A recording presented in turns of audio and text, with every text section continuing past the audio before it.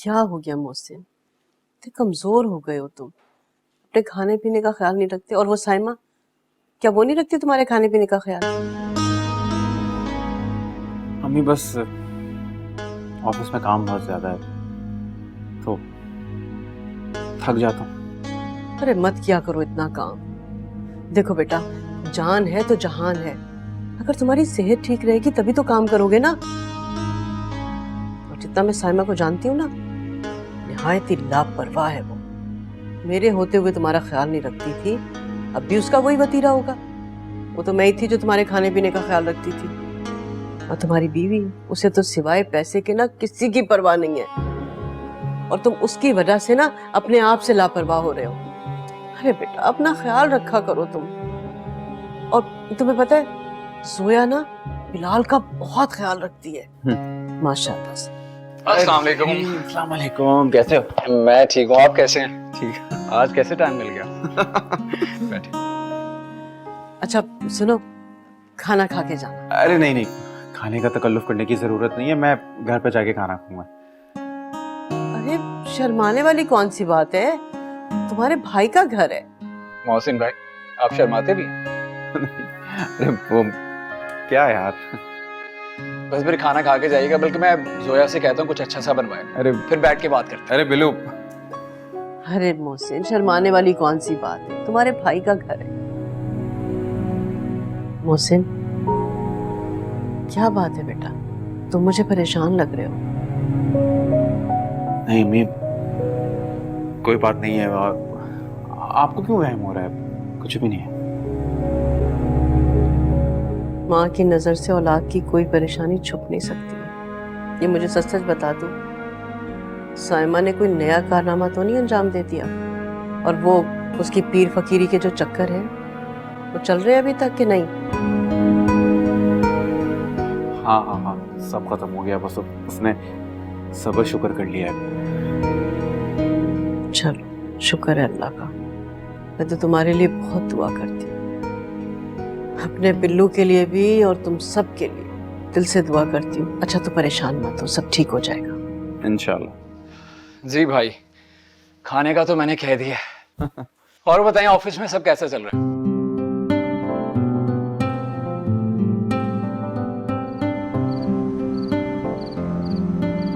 भाई बहुत मजे का खाना था यार, इतने दिनों बाद इतना लजीज खाना खाया, दिल खुश हो गया यार, थैंक यू। मैंने तो आपको काफी बार इनवाइट किया, लेकिन आप आते ही नहीं है। अरे भाई, जो पैसे कमाने का चक्कर होता है ना, ये आदमी को घन चक्कर कर देता है। मौसिम भाई, साइमा आप ही को लेकर आइएगा ना? हाँ, बहुत जल्द लाऊंगा साइमा को। तो अब आप लोग मुझे इजाजत दीजिए अम्मी, मैं फिर आऊंगा आपसे मिलने। हाँ। ठीक है, चलो बैठिए ना बैठिए। खैर खैरियत से चलो। जाओ। बहुत शुक्रिया भाई खाने के लिए।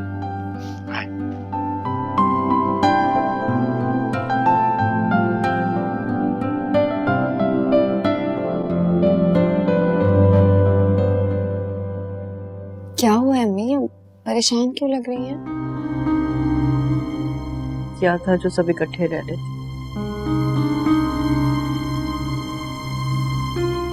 इस मसनूई नमूदो नुमाइश ने सारे रिश्तों को खोखला बना दिया।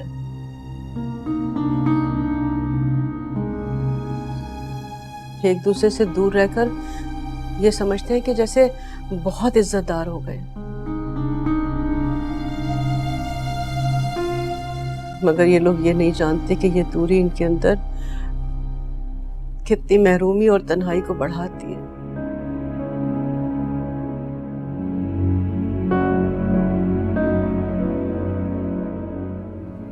आज मैंने मोहसिन की आंखों में वो महरूमी और वो अकेलापन देखा है कि मेरा दिल बहुत दुखा है। वो बहुत परेशान था, लेकिन मुझसे छुपाने की नाकाम कोशिश कर रहा था।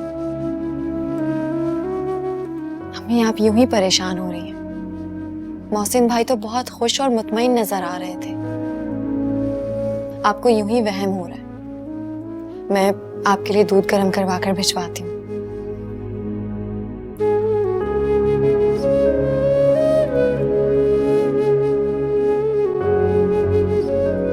कहती है कि मैं खामखा परेशान हो गई। माँ की ममता अगर धोखा खा जाए ना तो लानत ऐसी ममता पर। हाय मोहसिन, मुझे अंदाजा नहीं है कि तूने क्या खो दिया।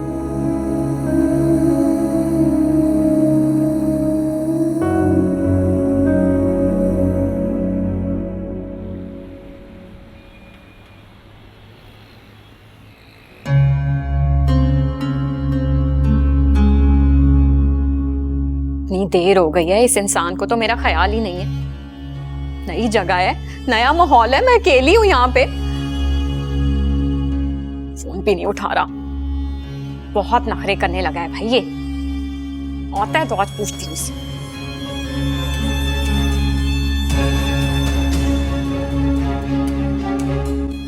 मोहसिन, कहाँ थे तुम? रात के 12 बज रहे हैं, तुम्हें कोई ख्याल है मैं अकेली हूँ यहाँ पे? तुम्हारा कोई अता पता ही नहीं है। मैंने तुम्हें 10 कॉलें की हैं, तुमने एक भी कॉल नहीं उठाई। कहाँ थे तुम? मैं अम्मी से मिलने गया था। अच्छा, माँ और भाई के साथ तुम्हें बीवी की कहाँ याद आनी थी? बीवी की कॉल क्यों अटेंड करते तुम?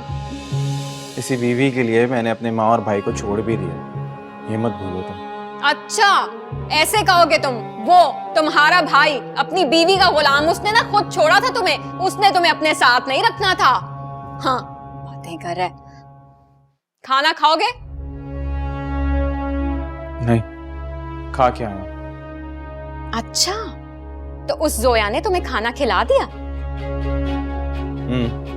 बहुत शानदार डिनर करवाया उन लोगों ने। हाँ हाँ, तुम्हें शानदार डिनर ही कराया होगा ना। यहाँ पे तो तुमने कभी शानदार डिनर नहीं किया। मैं तो तुम्हें खाना खिलाती नहीं हूँ, तुम्हें तो फाके काटने पड़ते हैं यहाँ पे। तुम्हें तो कभी खाना मिला ही नहीं है ना? बोलो, जवाब दो, अब चुप क्यों हो? साइमा प्लीज, मैं तुमसे बहस नहीं करना चाहता, मेरे सर में दर्द हो रहा है। तुम प्लीज यहाँ से जाओ, मैं तुमसे नहीं लड़ना चाहता। तुम लड़ना नहीं चाहते। बीवी यहाँ पे अकेली बैठी हुई है, उसका कोई ख्याल नहीं है। उन्होंने तुम्हें पट्टियां पढ़ा दी है ना, तो तुम पट्टियां सुन के आ गए हो। अब तो तुम ऐसे ही करोगे।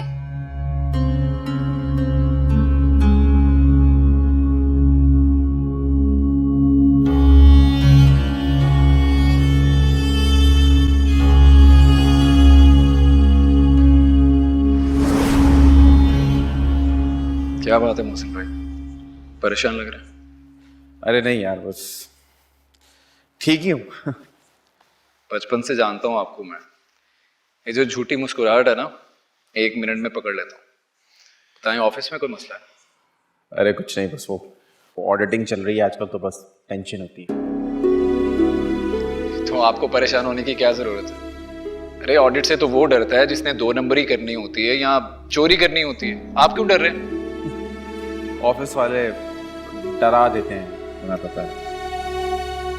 जो डराते हैं ना आपको, उनको जाके बोले भाई कि ना मैंने चोरी की है और ना ही डकैती की है और ना ही कोई 2 नंबरी की है। सिंपल।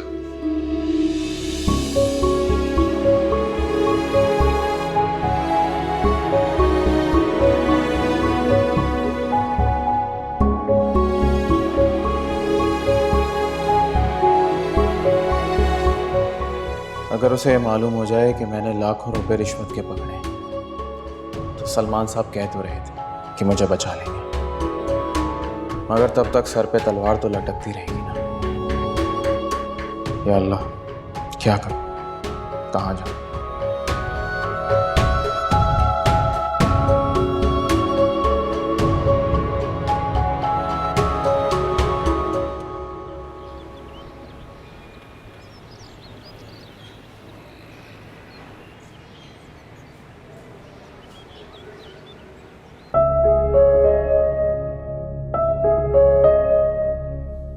जा रही हो? जी अम्मी, जा रही हूँ।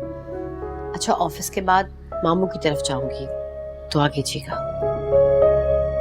नहीं, तुम वहां अकेली नहीं जाओगी, मैं तुम्हारे साथ चलूंगी। मैंने आपको रात में समझाया था ना, आप वहां बाद में जाएंगी, मैं अभी अकेले जाऊंगी, आप नहीं जाएंगी साथ। तुम्हें माँ की इज्जत की इतनी फिक्र है और अपनी?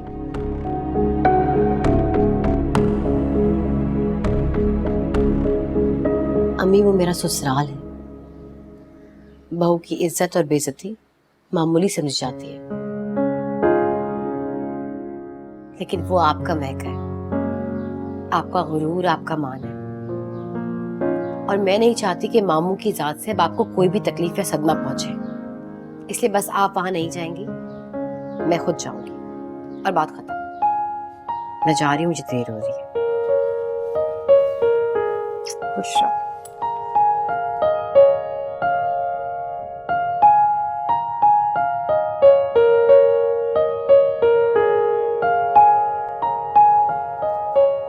बेगम साहबा, आपको साहब बुला रहे हैं लॉन में। बड़ी जल्दी है, उनसे ज्यादा जल्दी तो मुझे है। ये डब्बा ले जाओ, आ रही हूँ। ये क्या है बेगम साहबा? हमारे सामने मैंने बीनी के पसंदीदा खाने बनाए। बेगम साहबा, पिछली दफा साहब भी लेकर गए थे, उन्होंने बीनी बीबी को खाने ही नहीं दिया, वो वापस आ गया था सब। वो साहब थे ना, माँ को कौन रोकेगा। बेगम साहबा, वो लोग अपना खाना देते हैं, वो अच्छा रशीद, शुक्रिया बहुत बहुत, बातें करते रहो बस।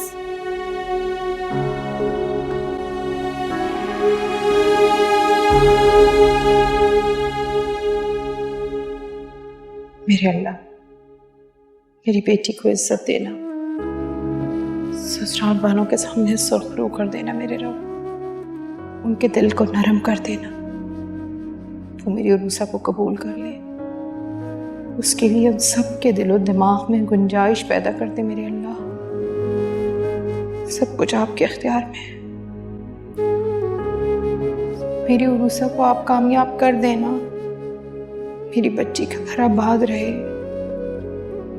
आज अपनी अना, खुददारी, इज्जत नफ्स को कुचल कर उसने खुद पहल की है, सिर्फ अपनी शादीशुदा जिंदगी की खातिर।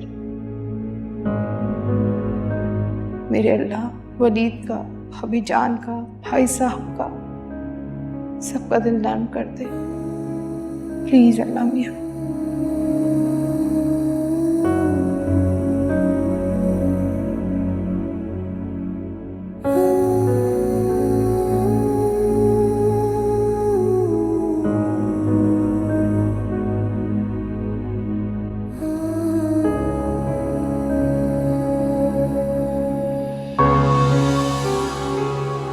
पता नहीं ये ड्रामेबाजी कब खत्म होगी। इस पूरे घर को ना सर्कस में होना चाहिए था।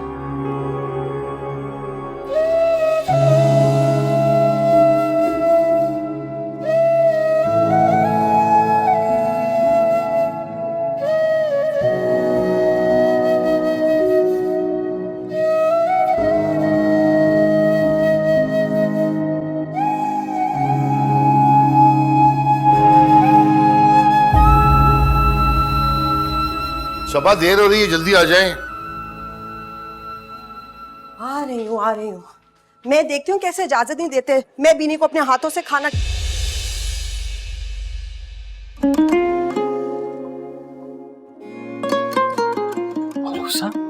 उरूसा, तुम?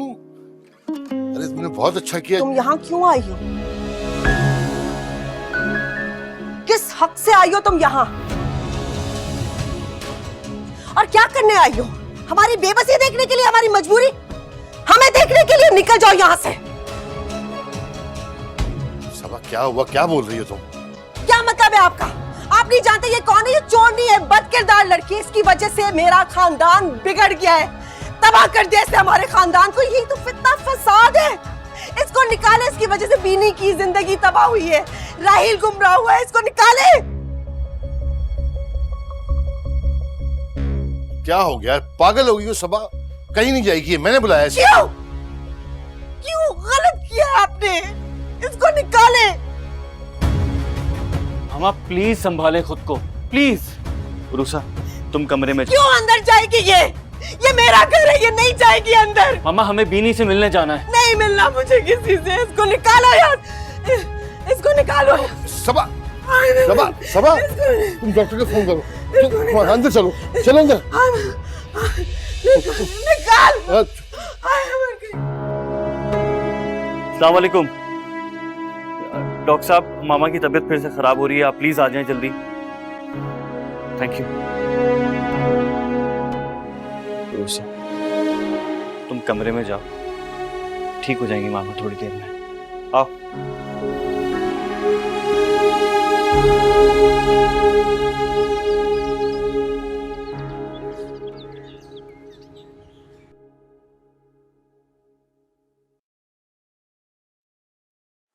ज़हीर, तुम इनकी ज़हनी कंडीशन का अंदाज़ा नहीं कर सकते।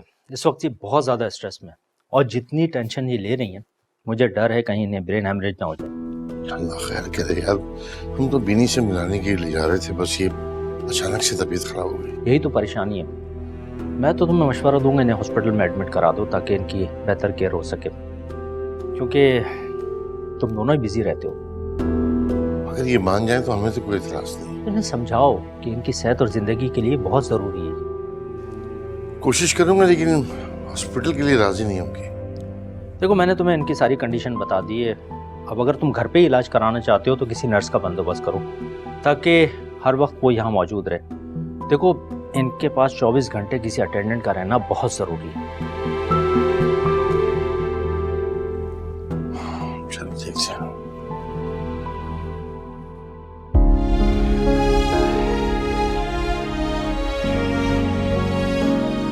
तुम यहाँ क्यों आई हो?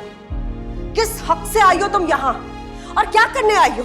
हमारी बेबसी देखने के लिए, हमारी मजबूरी हमें देखने के लिए? निकल जाओ यहाँ से।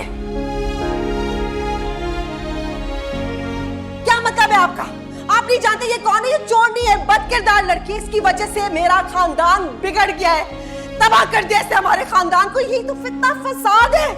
इसको निकाले, इसकी वजह से बीनी की जिंदगी तबाह हुई है, राहिल गुमराह हुआ है, इसको निकाले।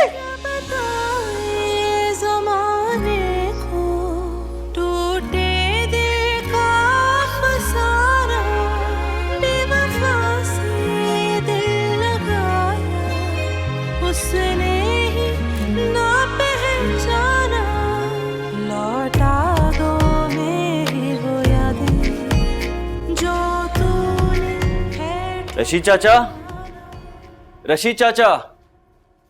जी साहब। उरूसा कहाँ है? उरूसा बीबी तो उसी वक्त चली गई थी जब बेगम साहिबा ने उन्हें।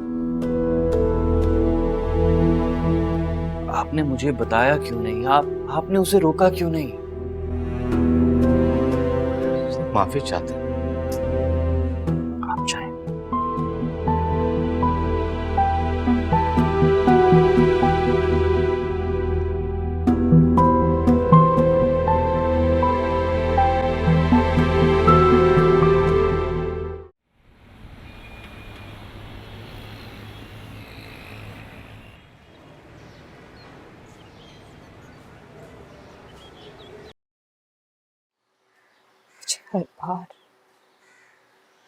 हर बार उस घर से जलील करके निकाला गया, सिर्फ इस उम्मीद पर उस घर की दहलीज हर दफा पार की। शायद मेरे अपने मुझे इस दफा थाम संभाल ले, मेरा ख्याल करे, लेकिन मैं हर दफा नाउमीद हूं। खूनी ताल्लुक जहां होता है ना, वहां चोट भी ज्यादा महसूस होती है। अपनों से दिल बुरा करना बहुत मुश्किल होता है रूसा।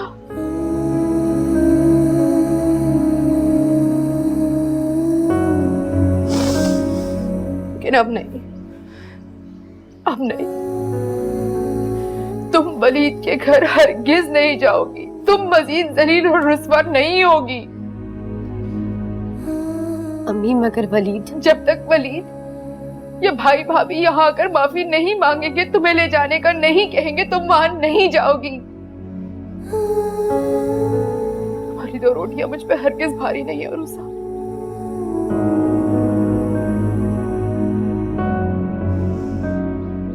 मेरा आखिरी फैसला है। क्या भरोसा, दिल को यूं जलाना क्या, जो नसीबों में लिखा हो के यूं बचताना क्या। बनता है वक्त मरहम, जख्मों से घबराना क्या।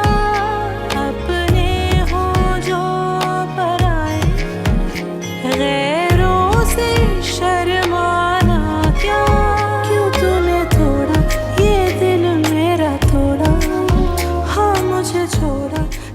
अस्सलाम वालेकुम बेटा।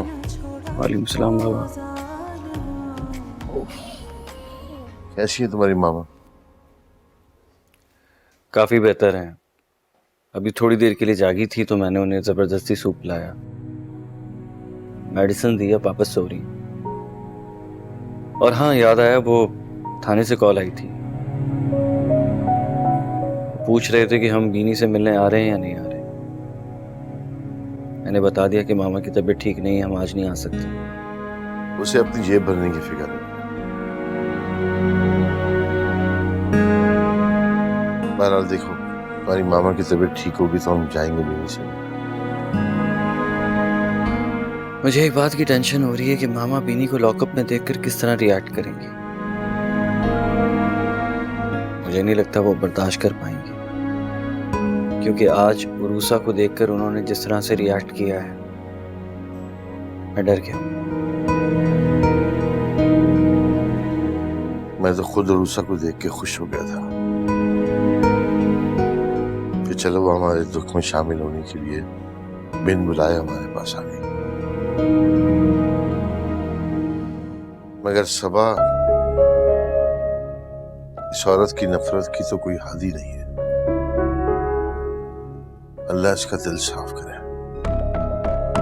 हमने तो अपनी पूरी कोशिश कर दी है जो रहेगा नहीं। इतना बड़ा हादसा हुआ तुम्हारे साथ, वो भी उसे बदल नहीं सका।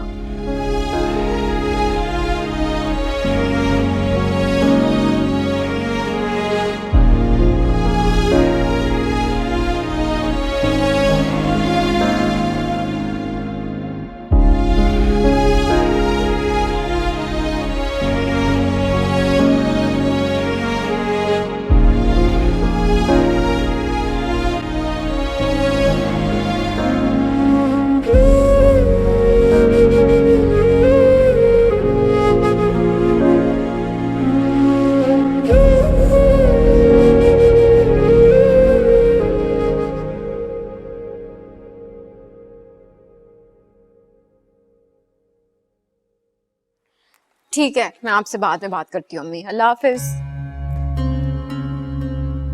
अस्सलाम वालेकुम। क्या हुआ, आज जल्दी आ गए?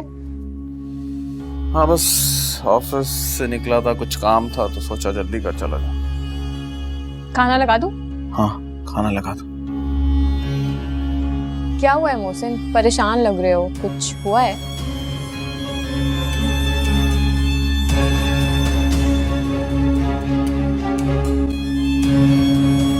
अफजल ने बॉस को शिकायत कर दी है कि मैं रिश्वत लेता हूँ। अफजल ने? वो तो खुद इतना बड़ा रिश्वतखोर है, उसने क्यों शिकायत लगा दी? 10 लाख रुपए में से मैंने उसको उसका हिस्सा नहीं दिया था, इस वजह से। हाँ तो क्यों देते? तुम्हारी मेहनत की कमाई थी, तुम्हारे काम का मुआवजा, उसको क्यों दे देते? तुम्हारी यही लालच ने मुझे मरवा दिया कि अकेले खाओ। मैं तुमसे कहता था कि मिल बांट के चलेंगे तो सब कुछ सही रहेगा। एक दूसरे के ऊपर नजर रखते हैं, सब निवाला अलग से निकाल लेते हैं। अब देख लिया, मिल बांट के नहीं खाया ना मैंने, अकेला रह गया हूँ। अगर उसने बॉस को तुम्हारी शिकायत लगाई है ना, तो तुम भी उसकी हरकतों का बॉस को बता दो। उसका वो जो इतना गंदा मंदा सा टूटा फूटा सा घर था, वो इतने आलीशान घर में कैसे तब्दील हो गया, बताओ जरा।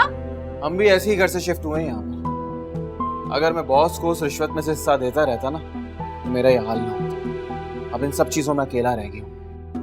हाँ तो तुम ऐसा करो, तुम बिलाल को बोलो। बिलाल का ससुर तो इतना बड़ा वकील है शहर का, वो हमारी मदद करेगा। खबरदार, सोचना भी मत कि बिलाल और उसके ससुराल को हम इसमें इन्वॉल्व करेंगे। अरे गलत काम है यार, इसके लिए उनकी सिफारिश लगाएंगे तो क्या होगा? अरे कुछ ना कुछ करूंगा मैं, निकल आऊंगा इन सब से बाहर। अल्लाह मियां सब बेहतर करेंगे। कैसे? इतना बड़ा घर है, इतने सारे खर्चे हैं, कैसे पूरे होंगे तुम्हारी तनख्वाह? मरा नहीं हूँ साइमा, मैं जिंदा हूं अभी। तुम्हें भूखा मरने नहीं दूंगा। तुम्हारी सारी ख्वाहिशात, ये तुम्हारा सब कुछ है ना, ऐसे ही रहेगा। तुमसे ज्यादा लालची औरत मैंने अपनी जिंदगी में नहीं देखी है।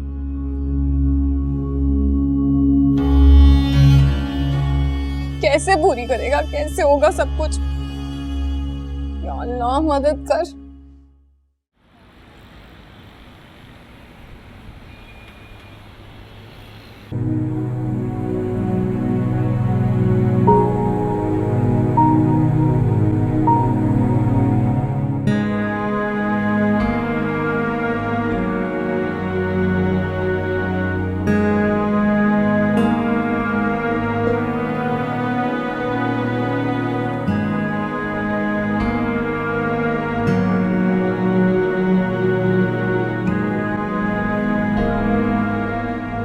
सर जगाओ इसे।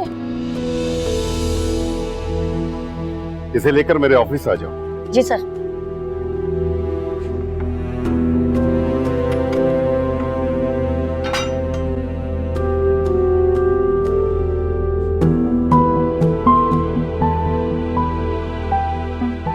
उठ बीबी, सुनाई नहीं देता? कान बंद है क्या तेरे? कब से बड़े साहब बुला रहे? उठ।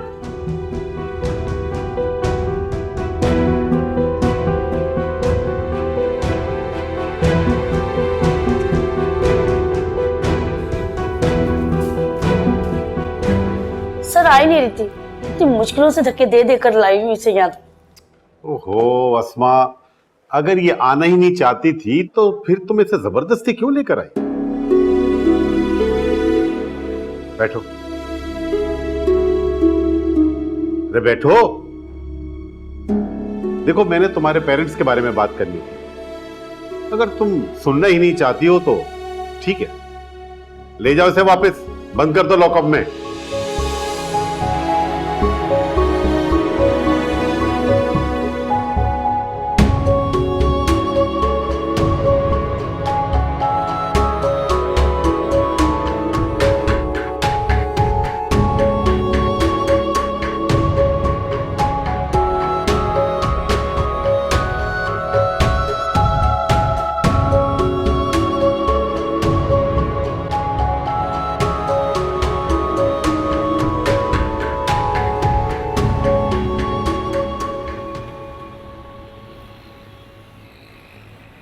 अरे बतो, मीन आबदा बेगम, कुछ अंदाजा है आपको? है पूरे खानदान में क्या बातें हो रही है इसके हवाले से? तुम जाती क्यों नहीं हो भाई अपने घर? क्यों बातें कर रहे हैं वो लोग? इन्हीं बातों की वजह से मैंने तुम्हें इस घर में रहने की इजाजत दी थी सलीम। क्या हक बनता है उनका बातें करने का? क्या वो खर्चा देते हैं हमें महीने का? इज्जत का मामला है तो कुछ तो कह रहे हैं कि तलाक मिल गई सर, वजह तो बहुत ही घटिया बताते हैं। क्योंकि तुम ऐसे घटिया लोगों के दरमियान बैठते हो, क्यों सुनते हो ऐसी घटिया बातें? कोई और शख्स होता ना तुम्हारी जगह तो मुंह तोड़ देता उनका। मैं भी तोड़ देता मुंह। आप माँ बेटी कुछ बताते ही नहीं, अब मैं सच झूठ का फर्क कैसे करूं? आपने कभी पूछा अब्बू? आपने कभी पूछना चाहा कि हमारी जिंदगी में क्या हो रहा है, वो किन दुखों और किन खुशी से गुजर रहे हैं? नहीं अब्बू, कभी भी नहीं। आपने कभी अपनी शफकत का हाथ हमारे सर पर नहीं रखा, कभी हमें कोई तसल्ली, कोई दिलासा नहीं दिया। अब अगर लोग आपको बातें सुना रहे हैं तो आपको सुननी पड़ेंगी, और अगर आपको मेरी वजह से बातें सुननी पड़ रही हैं तो मैं उसके लिए माफी चाहती हूँ। और एक बात, मैं इस घर में अपनी मर्जी से, खुशी से नहीं रह रही। यहाँ रहना मेरी मजबूरी है। तुम्हारे इन खानदान वालों की इन घटिया बातों की वजह से मैंने सब कुछ बर्दाश्त किया, लेकिन कह दो उनसे मेरी बेटी के बारे में एक लफ्ज भी ना कहें। और आइंदा कोई ऐसी बात ना करना सली जिससे उरूसा को तकलीफ पहुंचे। समझ गए? जी अच्छा।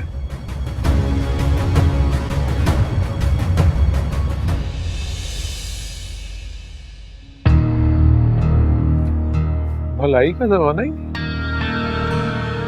सवाल पूछा था मैंने।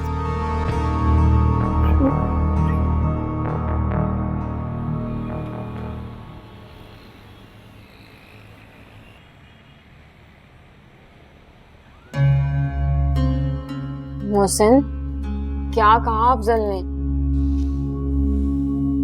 देखो, उसकी बात ना मान के ना, मैं उसको अपने खिलाफ नहीं करना चाहता। हाँ तो 5 लाख की रकम ना बहुत ज्यादा होती है। कुछ ना कुछ बंदोबस्त तो करना पड़ेगा, क्योंकि देखो, अगर नौकरी नहीं रही तो ये सारे ऐशो आराम भी नहीं रहेंगे, और नौकरी रहेगी तो सब कुछ रहेगा। हाँ वो सब तो ठीक है, लेकिन करेंगे क्या? तुम्हारे पास सोने के कितने सेट्स हैं?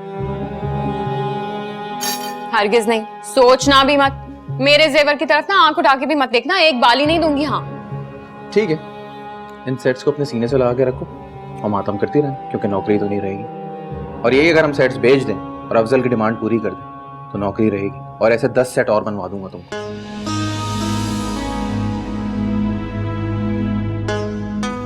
सोचो इस बारे में, क्योंकि इस दलदल में तुम ही ने मुझे फंसाया है और अब तुम ही निकालो।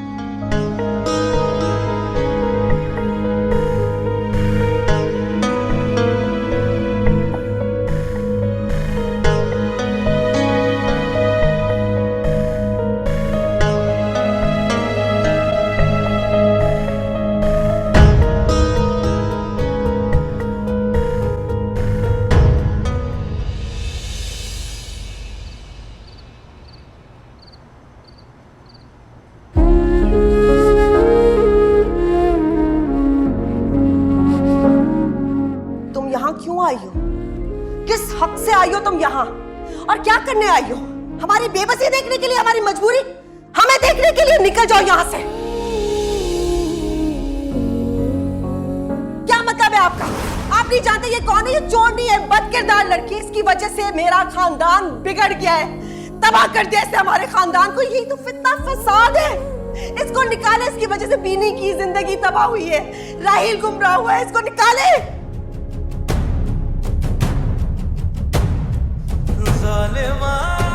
तो पूरे खानदान में क्या बातें हो रही है इसके हवाले से? तुम जाती क्यों नहीं हो भाई अपने घर? इज्जत का मामला है तो कुछ तो कह रहे हैं कि तलाक मिल गई है, और वजह तो बहुत ही घटिया बताते हैं। ना वहां से कोई फोन कॉल आई, ना बुलावा आया, और तुम बेशर्मों की तरह मुंह उठा के चली जाओगी। हर बार वो तुम्हें बेइज्जत करके घर से निकालते और तुम हर बार बेइज्जत होने के लिए दोबारा चली जाती।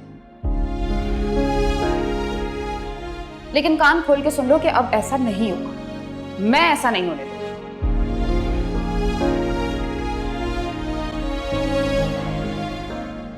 अरे भाई, तुम्हारी भी तो इज्जत और मान है। वो आए, तुम्हें मनाए, माफी मांगे, लिखत पढ़त करें और लेके चले जाए।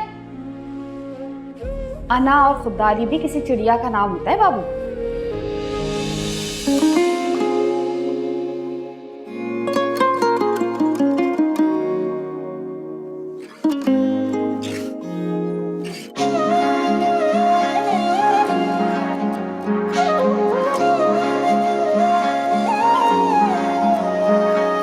कैसे बताऊं बातें वो दिल की, दिल ही समझ ना पाए। राज़े मोहब्बत तुझको सुनाऊं, तू ही समझ ना पाए। ऐ मेरे हमनवा, प्यार तुझसे किया, क्यों तूने तोड़ा ये दिल मेरा थोड़ा? हाँ मुझे छोड़ा, कहीं कभी न छोड़ा ओ ज़ालिमा।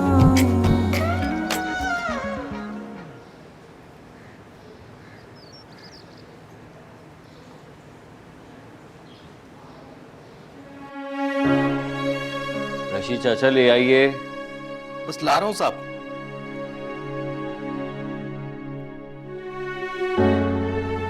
गरम गरम सूप बनवाया है आपके लिए।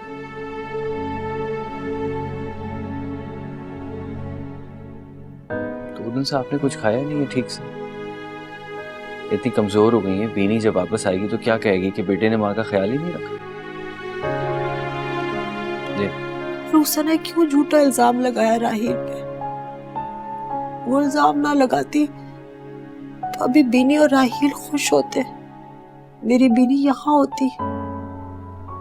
ऐसे नहीं करना चाहिए था।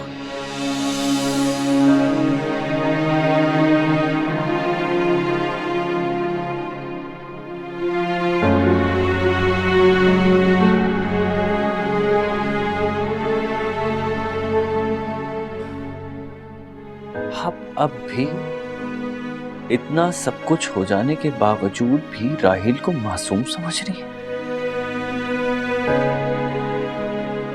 मामा, उसने हमसे हमारा सब कुछ छीन लिया, हमारा बिजनेस बर्बाद कर दिया, हमारी जिंदगियां बर्बाद कर दी।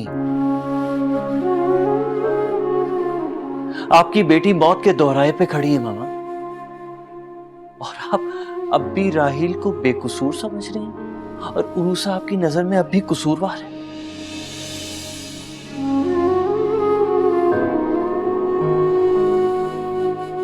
मोहब्बत में अंधे लोग इसी तरह से बात करते हैं।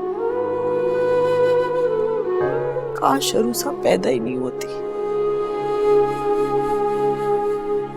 काश मैंने उसको अपने घर में कभी जगह ना दी होती, बहू ही ना मानती।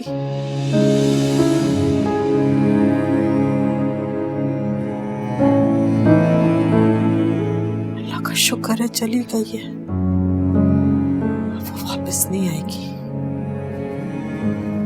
मेरे जीते जी मैं उसे कभी वापस नहीं आने दूंगी।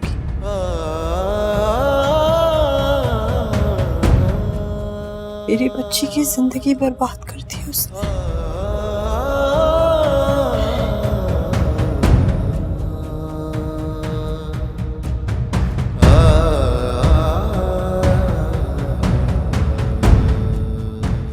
ये सूप पीना। कुछ नहीं चाहिए मुझे, बस बीनी चाहिए। मेरी बच्ची वापस आ जाए।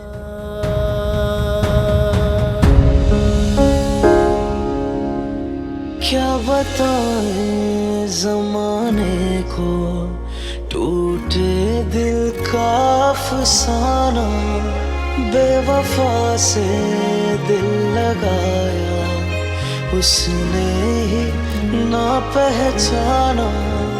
लौटा दो